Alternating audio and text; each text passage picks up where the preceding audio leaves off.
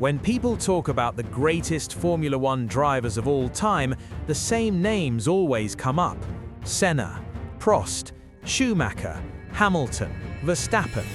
But there's one world champion who often gets left out of those conversations despite having one of the most dramatic careers the sport has ever seen: Nigel Mansell. Today on Apex Racing Desk, we're telling the story of how Mansell went from nearly man to dominant world champion, and asking a simple question: is he the most underrated Formula One champion of them all?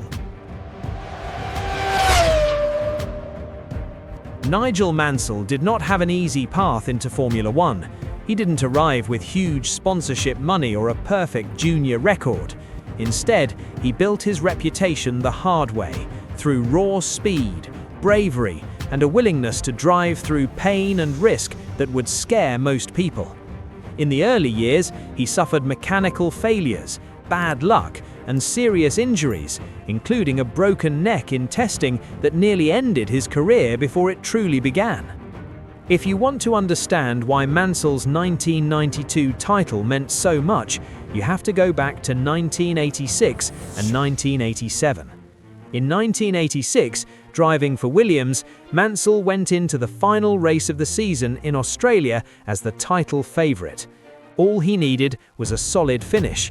Instead, his left rear tyre exploded at high speed on the straight, in one of the most heartbreaking moments in F1 history. The championship slipped away in an instant.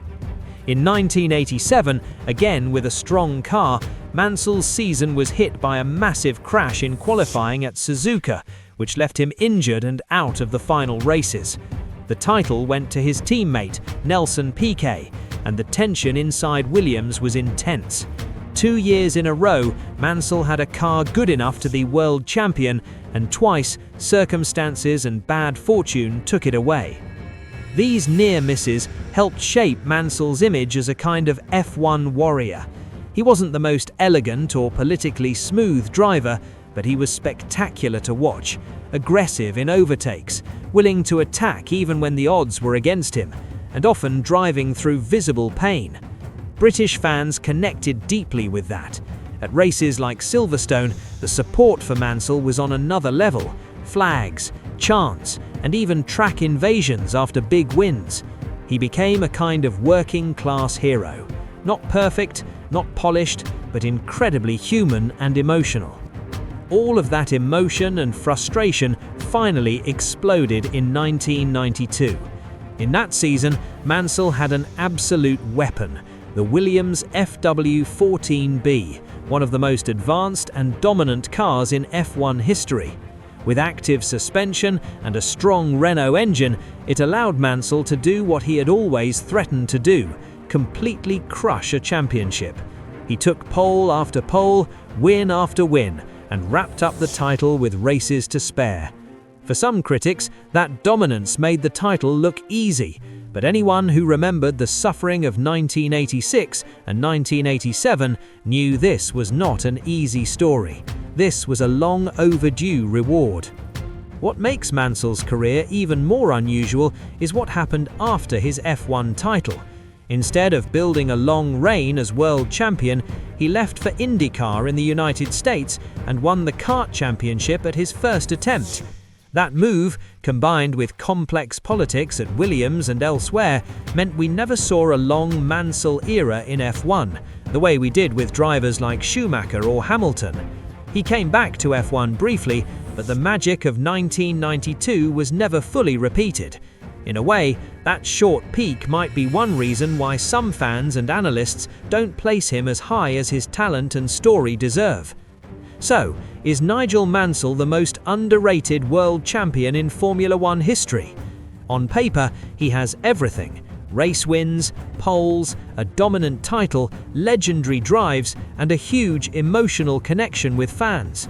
But when we talk about greatest of all time lists, his name often comes after others with similar or even less dramatic careers. Part of that is timing.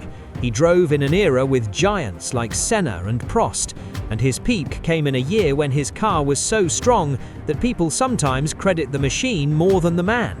But if you look at the full story, the pain, the comebacks, the near misses, and finally the total domination, it's hard to argue that Mansell doesn't belong much higher in the conversation.